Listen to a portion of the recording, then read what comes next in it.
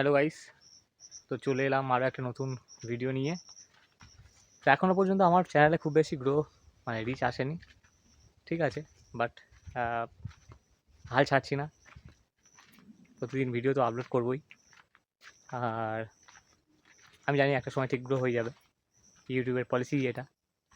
তবে আহ, একটা জিনিস আমার খুব মনে পড়লো যে আমরা যখন গ্রামের ছবি আঁকতাম ছোটোবেলায়, তোমরা কে কীরকম আঁকতো আমাকে কমেন্ট করে জানাবে কীরকমভাবে আঁকতে।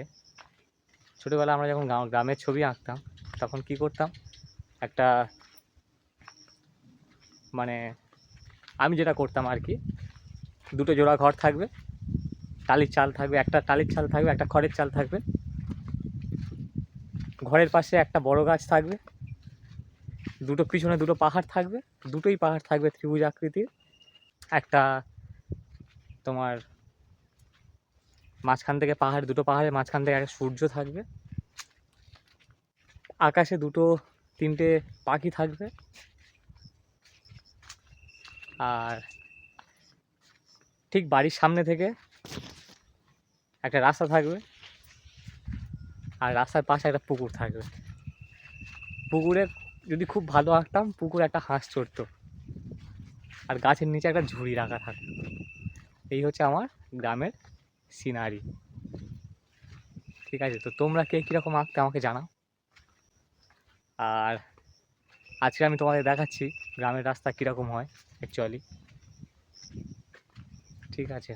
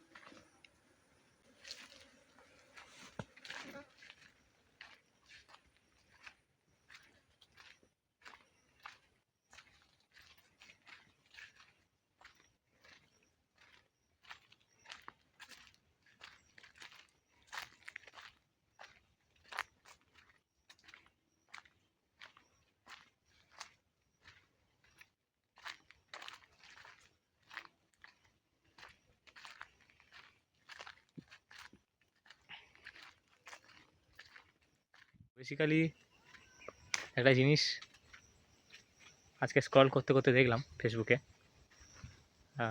একজন বৈষ্ণব তিনি বলছেন যে পৃথিবীতে তো ভগবান খাওয়ার জন্য অনেক কিছু দিয়েছে, নানা রকম সবজি, শস্য, তা আমরা কেন নিরীহ প্রাণীদের হত্যা করে খাই। তো এ বিষয়ে কার কি মতামত জানি না, প্রথমে আমি আমার মতামতটা বলি। প্রথমত ভগবান তো শুধু মানুষকেই বানিয়েছে পৃথিবীতে এরকম তো নয়, সমস্ত প্রাণীকে বানিয়েছে। সে একটা পিঁপড়ে হোক আর একটা বাঘ সিংহ হোক, সবাইকেই বানিয়েছে। তো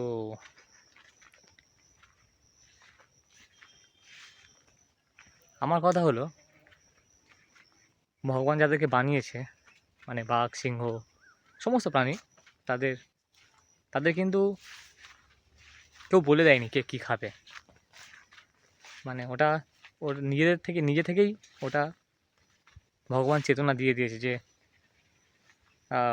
কে মাংসাশী হবে, কে তৃণভোজী হবে। যেমন একটা ব্যাঙ, সে পোকামাকড়ই খাবে, ঘাস খাবে না। বাঘ সিংহ সে বনের গরু ছাগল ইভেন শেয়াল কুকুর সবাইকেই খেতে পারে। মানে তার থেকে দুর্বল প্রাণী যারা, তাদেরকে শিকার করে খায় ক্ষুধা নিবৃত্তির জন্য। তারা তো আর রান্না করে খাবে না বা গাছের ফল খাবে না। আবার একজন একটা ছাগল গরু, এরা কি করবে? এরা তো অবশ্যই মানে ঘাস খেয়েই জীবন ধারণ করে। তো প্রত্যেকেরই একটা নির্দিষ্ট না বলা ভুল, মানে প্রত্যেকেরই জীবন ধারণের জন্য তাদেরকে ভগবান চেতনা দিয়ে দিয়েছে কি খাবে না খাবে। সেটা কেউ ঠিক করে দেয়নি। মানুষও দেখতে গেলে মানে আমাদের পূর্বজ, মানে মানুষ সৃষ্টির শুরু থেকেই জীবন নির্ধারণের জন্য দুরকমই খাবার খেয়ে এসছে। একাধারে যেমন গাছের ফলমূল খেয়েও জীবন ধারণ করতো, আবার মাংস খেয়েও জীবন ধারণ করতো। তারপর মানুষ রান্না করা শিখেছে, আগুনের ব্যবহার শিখেছে আগুন জ্বালানোর পরে। তো এইভাবেই মানুষের অগ্রগতি হয়েছে আর কি। তো কেউ ঠিক করে দেয়নি কে কী খাবে। তোমরা এবার এটা বলবে যে মানুষকে তো বিবেক বুদ্ধি দিয়েছে, আমি একবারও বলছি না যে ভেজিটেরিয়ান যারা তারা নন ভেজ হয়ে যাক। তো কে কী খাবে সম্পূর্ণ ব্যক্তিগত, এটা আমার মতামত। তোমরা তোমাদের মতামত কমেন্ট করে জানাও। দেখা হচ্ছে পরের ভিডিওতে।